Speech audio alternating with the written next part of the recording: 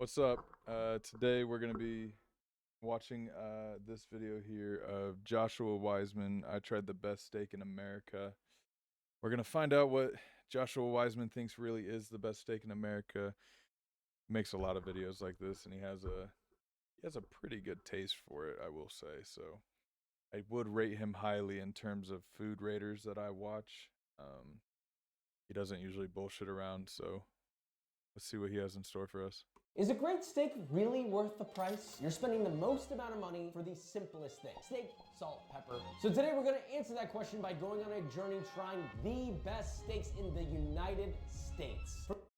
So I'm interested to see how he picks these. Like, is it from word of mouth, or like he goes online and actually just looks up like what is the highest ranked steaks and he just goes to those places? Because I mean, like, I'm a big believer that, just making a steak at home is always the best steak. I don't know about you guys, but that's how I feel. From the oldest steakhouse in American history to this giant 72-ounce steak that anyone can get for free, all the way to the #1 voted steakhouse in the USA. To find out what is not only the best experience, but a meal that's actually worth our money. And we're starting our journey off in Las Vegas. Ah, Vegas. Slot machines, bright lights, and a million celebrity steakhouses. Here we're going to two of the top celebrity restaurants, starting at one of my idols, Gordon Ramsay. This is a huge moment. I'm a little scared because I've loved him for so long and I've watched him almost my whole life. But I've heard mixed reviews about Gordon Ramsay's restaurant. I think there's a couple locations of it now. But I've heard mixed reviews of, like, you could actually have a really bad day there, and then some of the days there they're like really great. So I've just heard that it's a little inconsistent food-wise, but I'm sure those are from some picky critics. this will be the first time I've ever tasted his food. Obviously, we got the Wellington, we got the trio of beef, and then we got a dry-aged New York strip. So there's a good spread here. We'll be able to properly judge this. I'm joined by my friends. We have RJ, we have Graham, we have Jack. RJ, I think we're gonna have, you're the voice of the people. I'll try. Graham and Jack, you guys know good food, but you also know value of a food. So I need your help on that end. Deal. So we're gonna taste each of these and we'll announce our favorite at the end. The steak does look nicely cooked, that I'll say. It has a nice char to it. It's a little chewy. How much was this? I think it was like $100 and something. Yeah, it was not cheap. This is good. I don't think financially it's worth it. I will say it's a little under seasoned, but it's cooked really nicely. Shall we try the trio of beef? Just pick up a piece and try it. I'll explain. Be louder. My audio?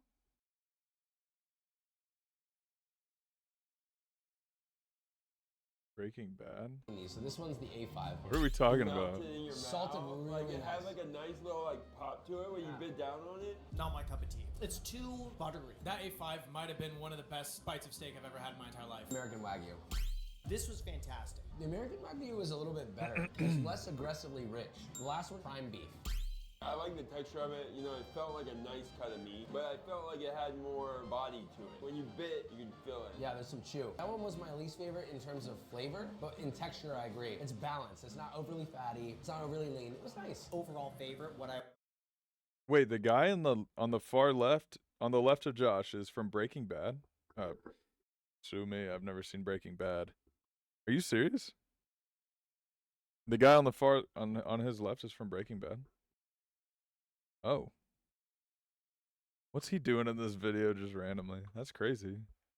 would order. Second favorite, I thought the Japanese Wagyu was better, and then the American at the bottom. The one we've all been waiting for. The one. That guy right there. This guy. This guy right here. It's crazy. One that Gordon's. Those steaks did look good, though. Okay, are you counting a beef Wellington as a steak? Or is that more of like a pastry dish? Like, I don't... Whatever. His entire brand has been leaning on, which is the beef Wellington. So let's try it. I think for like a beef Wellington, especially someone that's so known for their beef Wellington, I like the texture, I like the flavors. It's good, and it makes sense because this is Gordon's brand. This is the one thing that they are not gonna screw up, and it's seasoned perfect. Yeah, pastry. Like, the whole point of a beef Wellington is the soft, flaky pastry on the outside, and then they do this mushroom puree inside, and then it's a beef. Okay, yeah, it's a beef dish, but it's like, I don't know. Maybe I'm just tweaking. What's up, Parker? You just missed us playing Pokemon. Wish you were here for that. Perfectly. The flavor is great. The beef is cooked absolutely perfectly. It melts in your mouth, and the pastry's cooked beautifully. a 10 out of 10. Whatever, This bro. I don't 11 out know. of 10. That was first If time I'm I've judge- had beef well.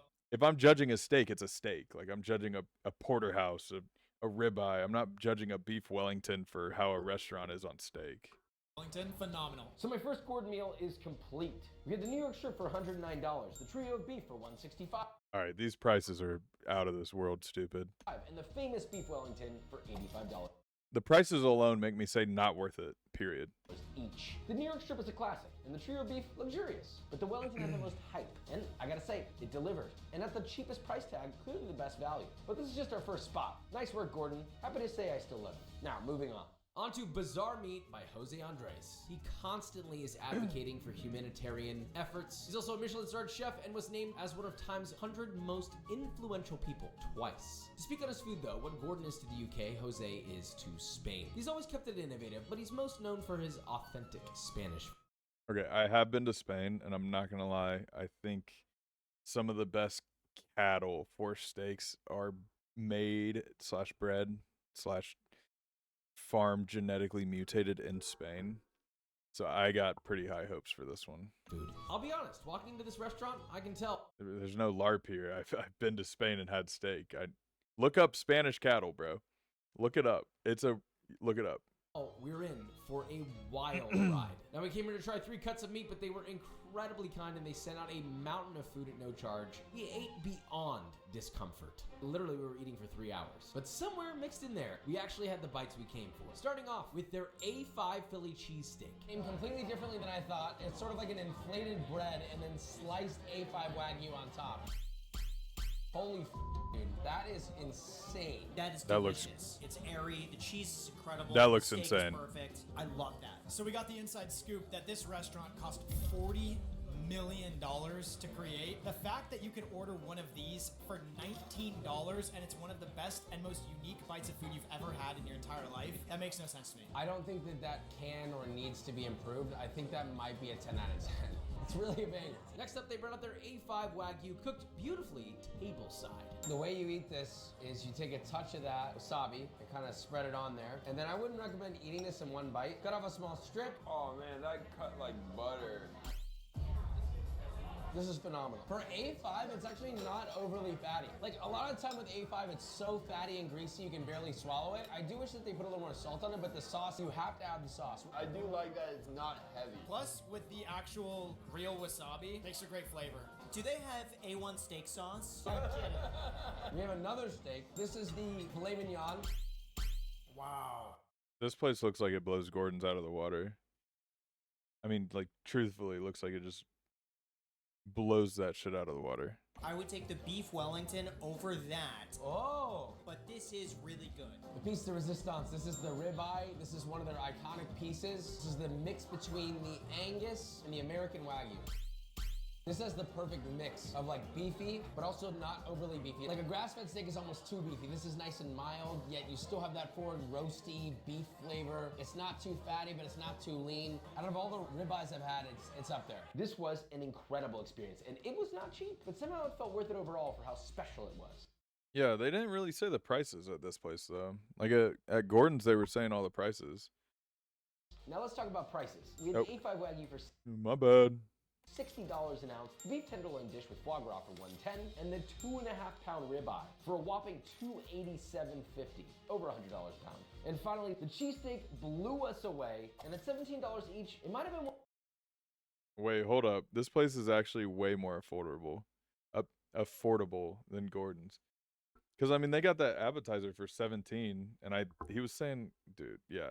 I think this place is definitely on top. One of our most memorable bites of the year. You could just get a few of these and be a happy camper. Now, who is better, Jose or Gordon? Honestly, I love them both, and they're special in their own right. I couldn't pick one. Now, moving on. We're now entering a spot that isn't just famous, it is the bedrock of American steakhouse. He did not say 17 each. He said it's $17. Did he say it was 17 each?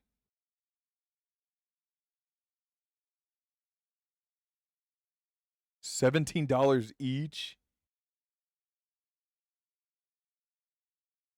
Oh my god, wait, never mind. Dude, he's eating like a fucking king. Would I give up my favorite fast food joint to eat like this?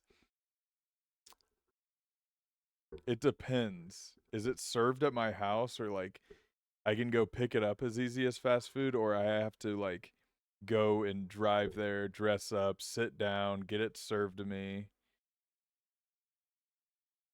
Yeah, I was actually thinking Culver's too in terms of the fast. At home? Yeah, bro. Yes, yes. Get rid of the fast food joint and serve me that stuff at home. Yes. If I don't have to like dress up and go out there and everything, yeah, all day. Shit, if a pig's getting served this shit, let me be that pig. You kidding me?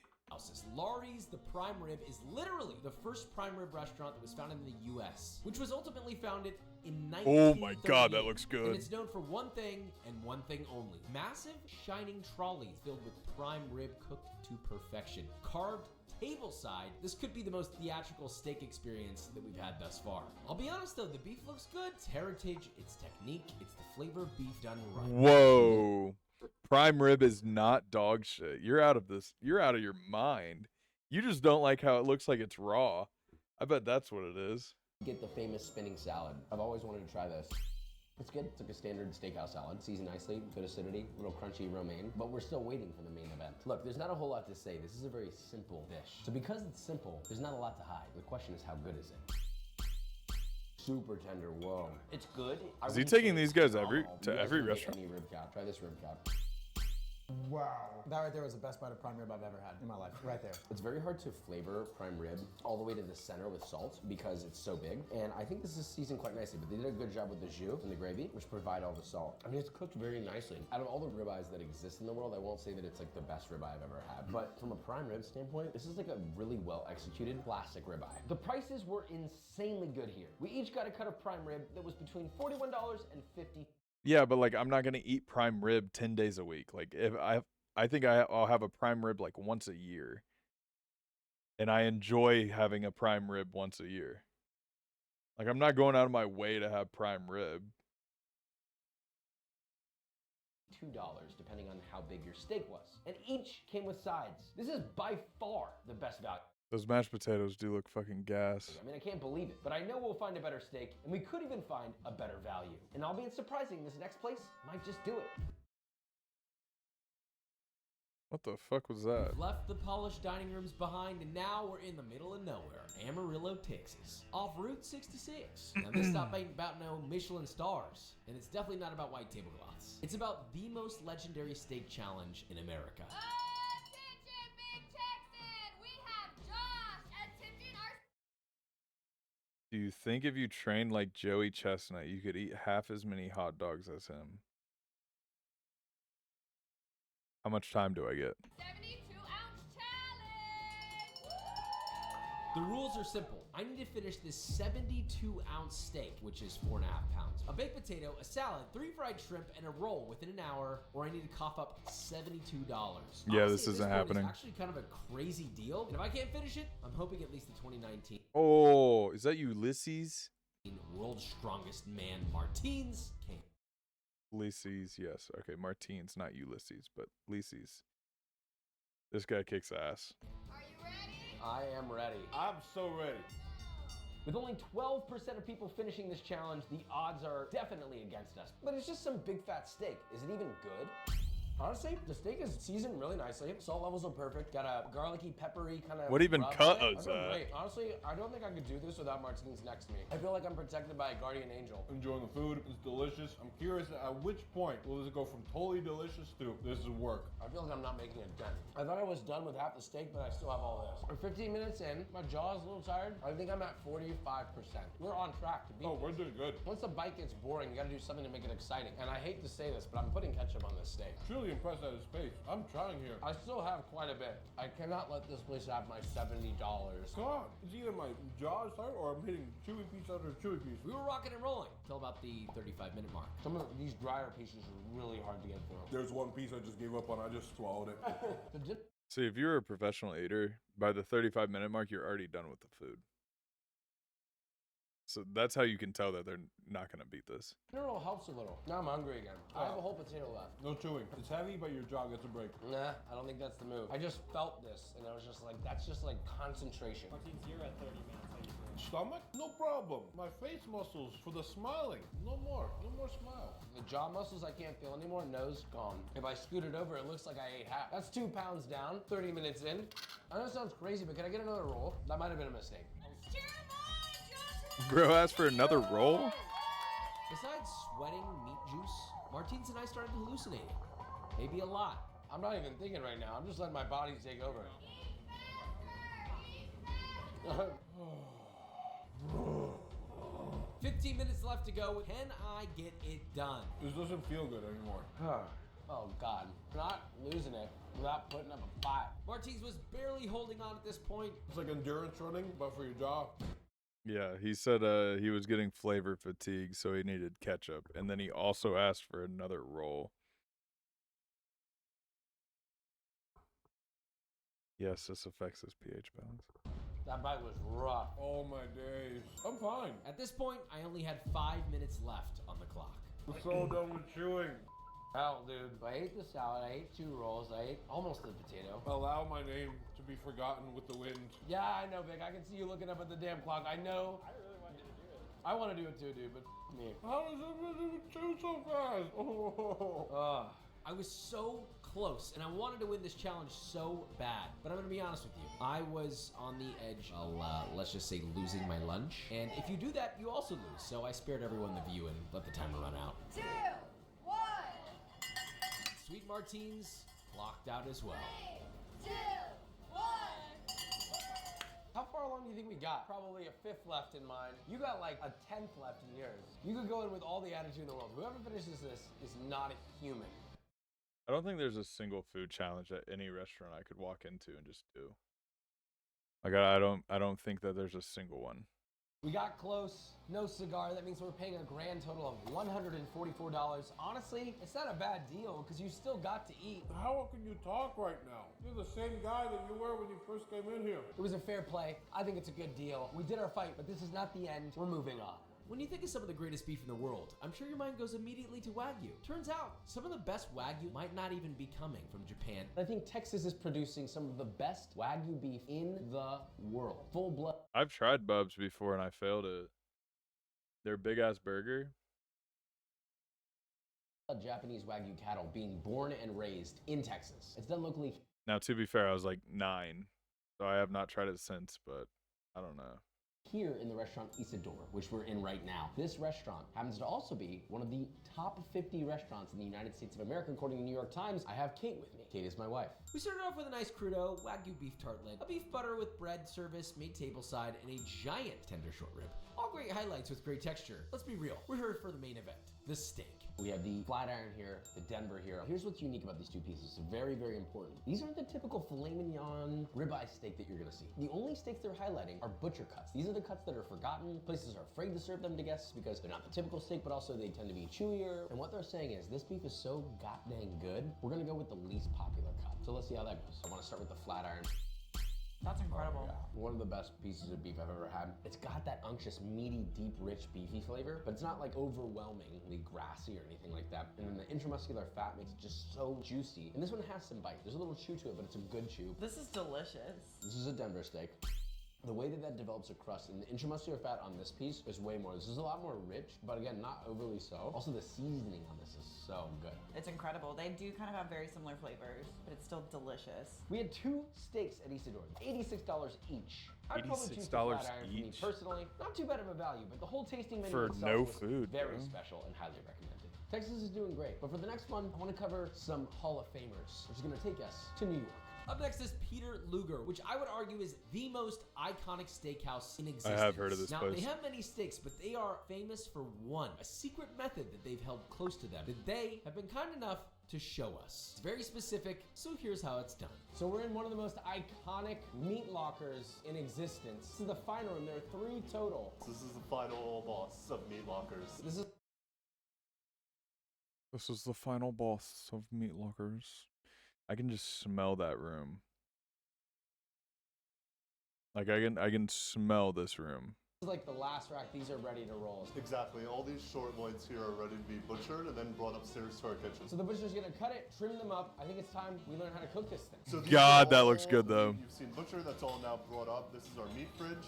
They season their steak with only salt. It gets broiled for a few minutes. It's a lot of flipped, fucking broiled salt. Longer, then it lands on a plate of clarified butter, where it's then sliced and then placed back in the broiler to finish. I've never seen someone slice a steak and then finish it again. Why not cook it all the way through? Is this really gonna make the steak better? When they cut it, put it back on the platter, go back in, it forms this like steak juice butter sauce. Right. And then we'll tip the plate so that it all kind of pools together. It's only the Does that not just make your steak less juicy? Like, is that not how that works? kitchen if the steak isn't sizzling. We need that sizzle. I want to hear it. They were nice enough to give me a shot at making one. So very simply, they only season one side. They don't season both sides. They do a lot of salt coverage so the fat can come up through the salt and moisturize the salt, create a little bit of a crust. Then when you flip it, the excess falls off, and you have hopefully a perfectly seasoned steak with a nice crust. It's a technique Yeah, I'm not dry really age is sure I've nice. seen before. It's unique to this place. Just flip it and you tap it a little bit, yeah? Typically I would use a chef knife, but they're using literally just a steak knife to do it all. I tried my hand at cutting it like they did, but I'm gonna be honest. This little knife was you know, let's just say that I did not have the muscle memory for that. Oh my God, magic! What? And then back in, yeah? Now we wait for it to finish. This is the last step. Once it's finished, the waiter picks it up and delivers it to the table. Every single waiter in this restaurant has a pager. They don't pick up the steak within a minute of them being paged. They won't really last here as a waiter. And finally, it was time to taste. A peculiar technique. So how good is it? That's OG service right there. This is their filet. Damn, it's really good. Ton of flavor in that filet too, which you normally don't get. I think it has a lot to do with the fact that the juices from the strip side are kind of commingling with what's going on with the filet. So you're getting some of the flavor from the strip in the filet. New York strip. I really was worried about the one-sided salt thing, but it worked so well. It really is actually very good. Joining us on our New York steak adventure is seasoned channel taste tester and director Vikram. That filet is great. This has the crispy crust on the outside. It's as tender on the inside, but you have a really good textural experience as well. I think the flavor penetrates a lot deeper. The salt I can taste in every bite, not just on the crust. It seems like when I was looking at it, it seemed like, okay, it'd go on the crust, it'd fall off, maybe a bit would get through, but the entire thing has a good amount of flavor, has a good amount of salt, and the crust on the top really brings it home. I think I can enjoy another like 8 bites of this thing. Even though it's huge, I want to keep eating. Whatever the value is of it, I think it's worth it. The check. They were very sweet. They comped their whole thing, which was very nice of them. That said, If we did have to pay for this, I'd say it's a pretty decent deal on a steak for two for about I don't know, about $135. I know it's dry aged and shit, but come on. $35 total. That's $67.50 a person. I was coming in with the wrong attitude. Okay, that's not awful, but I don't know. Another thing that people don't talk about at these steakhouses, and probably the best thing about these steakhouses, is their sides. Dude, I have never been to a steakhouse with bad sides. Goated mashed potatoes, goated mac and cheese. I mean, they just have like every side they have on lock.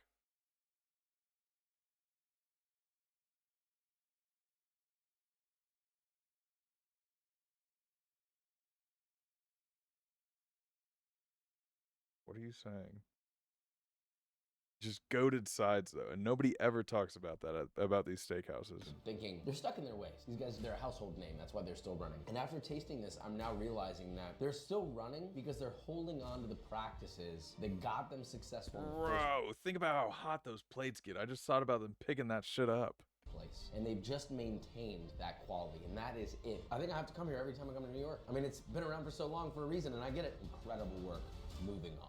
Next up is the oldest steakhouse in America. Why has it stood the test of time? Is the food really that good? Let's find out. You know, it's been a while since I've been to a steakhouse where they don't slice the steak for you, but I kind of like it in a way. Gotham rib steak. This is what they're known for. It's basically a bone-in ribeye. I was skeptical when I saw going to flat top. He got a great color on it. He changed the cooking method 3 different times. First it was flat top, then it was broiler, then it was grill, then it was back to flat top, then rested, then back to the flat top. The quality of the beef literally cooked perfectly.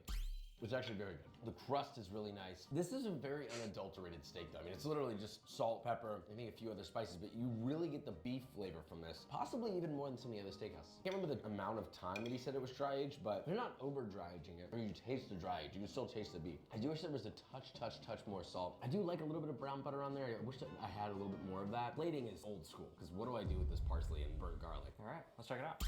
What am I really coming here for? I think it's that flavor. The dry aged flavor really takes it a step up. The beef flavor is very forward, just very classic experience. This one alone, I'd just be happy. I wouldn't say this is the most extravagant steak I've ever had. Going to somewhere like Jose Andres, I'm having flavors that I've never tasted Really before. curious Honestly, about the I'd say price of is a this bit one. Better than the Wellington experience I had just from a textural experience, but I definitely would put this above something like a Lari's. I think an aged ribeye cooked with this much texture and flavor goes a lot higher than something like that would. The bone-in filet mignon. It's cooked pretty damn nice. The bone does nothing for the steak at all. It looks cool, but it truly does nothing for the steak at all. It's also lacking a little bit in flavor and seasoning. So which steak was the better value? Super tender 15-ounce prime filet mignon for $85, or the bigger, fattier 24-ounce Gotham rib steak for actually surprising. Wait, actually, that's not bad. Compared to all the other prices that we've seen.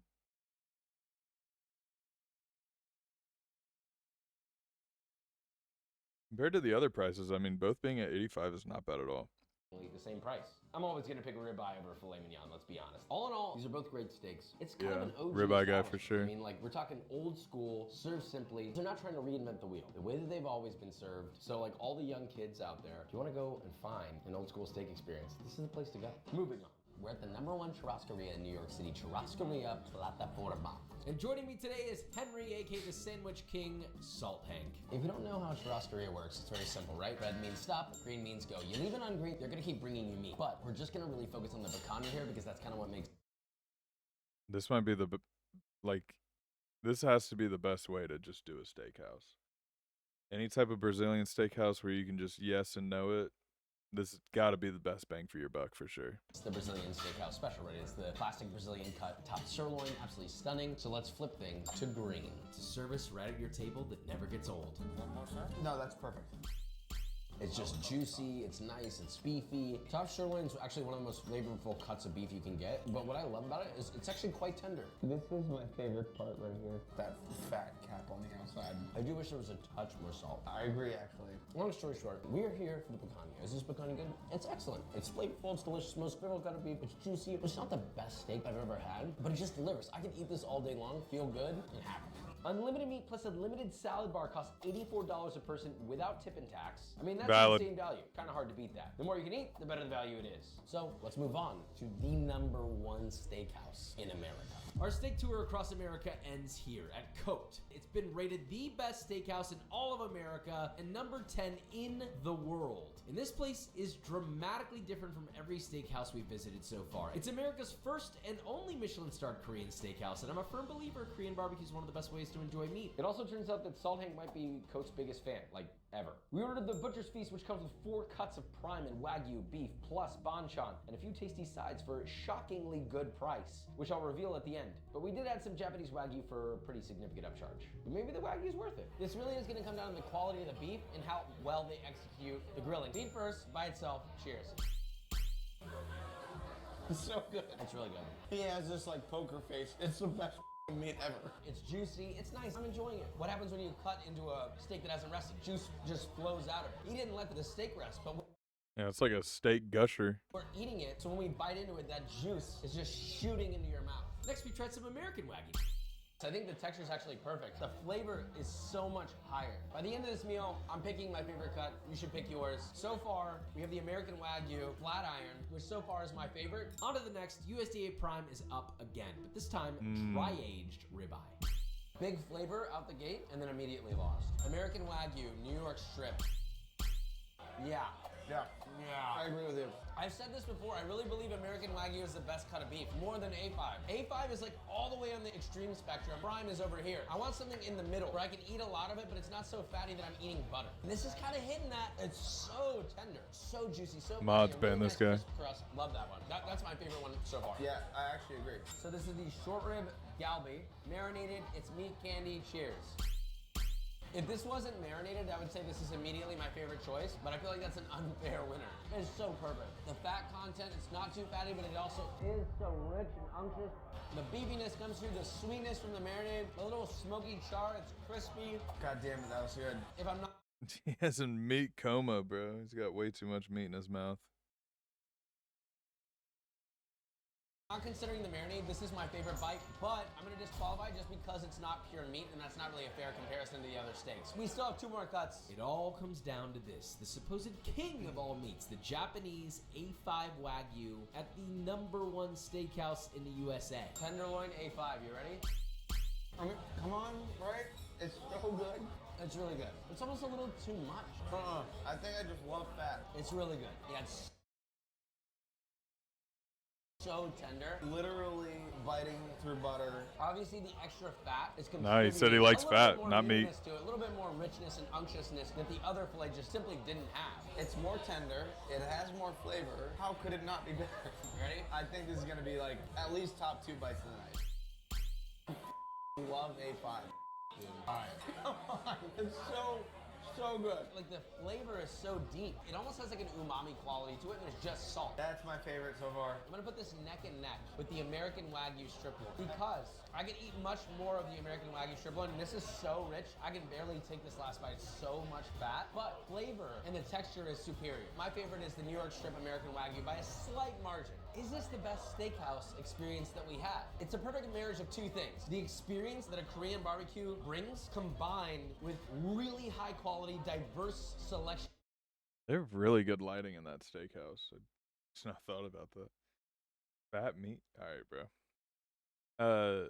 Like the lighting in here looks really good. I want to point out there is an array of acidic, amazing kimchi that help cut through all of this fat and beef that are singing right now in my mouth. So how does this all stack up? First, we got the Butcher's Feast, which was $78 per person, and that comes with 4 That's not bad at all. cuts of beef plus sides, which was plenty of food. But we went overboard and got a bite of A5, most prized beef in the world, and that brings it up to $110 a person. That's more than worth it. What was truly the best value? In terms of price per pound, actually Big Texan's 72-ounce steak for $72, clearly a winner. But in terms of a full meal, plus flavor, plus experience, it's nice, fancy, meat is incredibly high quality. If you just get the Butcher's Feast, then Cote ends up being the best value. Where was the best experience overall? Personally, I'd say Jose Andres Bizarre Meat tops the list for me, and Cote was a close second. So you clearly don't have to empty your entire wallet just to find some value at America's most famous steakhouses. Subscribe.